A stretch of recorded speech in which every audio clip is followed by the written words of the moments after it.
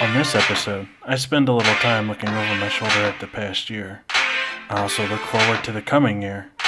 And in general, I present large numbers which confuse both me and the audience.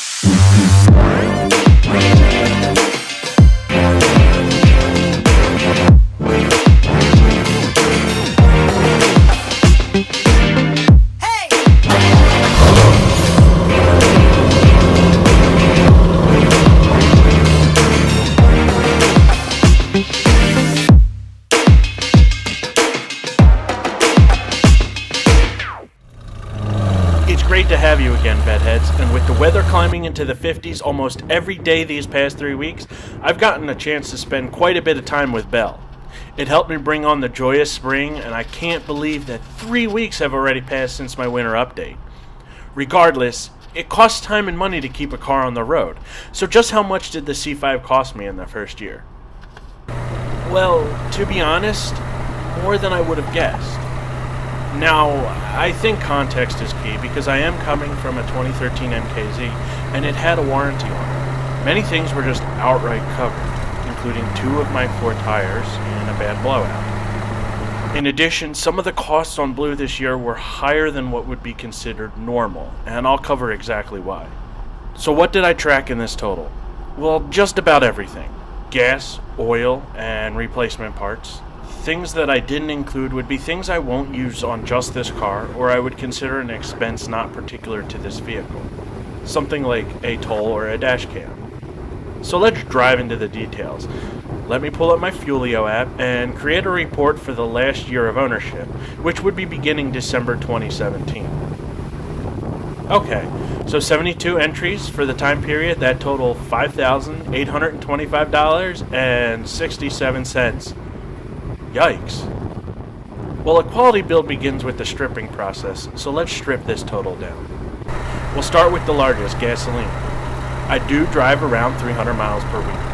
It is 25 miles to work one way for me, so at just north of 16,000 miles and 21 miles per gallon, I used about 775 gallons for a final price of around $2,300. That comes out to $3.05 per gallon. I do fill up in Jersey, as the bridge is an easy cross from work, and the difference in price is around 50 cents per gallon less compared to Philadelphia. The $3 toll, which I did not include in this overall figure, does still leave a significant savings. A rough toll estimate would be $175 for the year, if you're interested. Service cost me $565, and that includes 2 oil changes, a coolant flush, 2 patches on tires. I do take my car to the dealership for an oil change. While I could do it myself, there is an ease involved, and I do like that it includes a multi-point inspection. And while the price has recently gone up, for the 2 included, it really wasn't that much more expensive versus me just doing it myself. Maintenance was just under $1,000 and includes worn parts and inspection. The biggest chunk of this is $800 for new tires. The old ones, which were OE run flats, while not badly worn, had begun to show signs of dry rot with little fractures around the edge of the tread.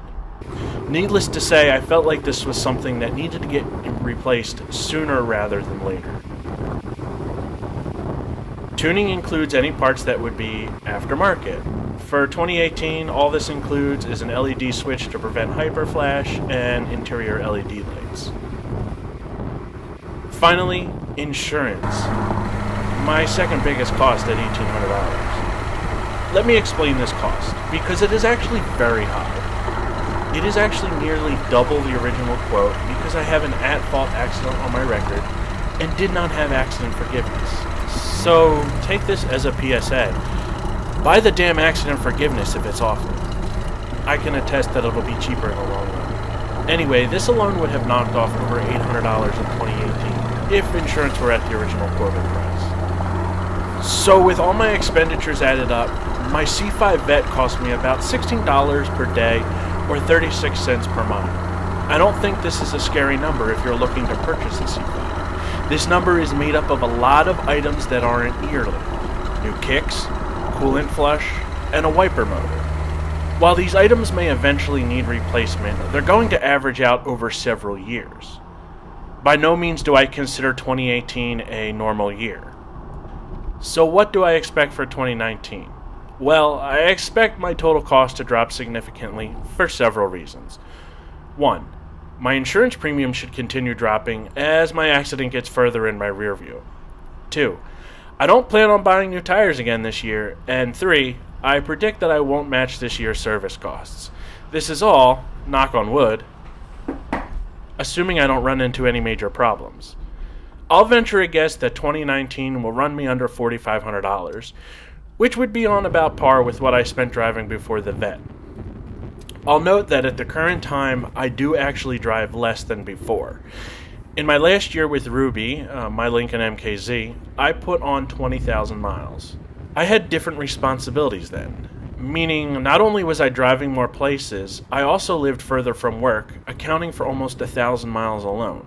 So, despite the avoidance when the weather is bad, I'm really not missing that much in terms of mileage.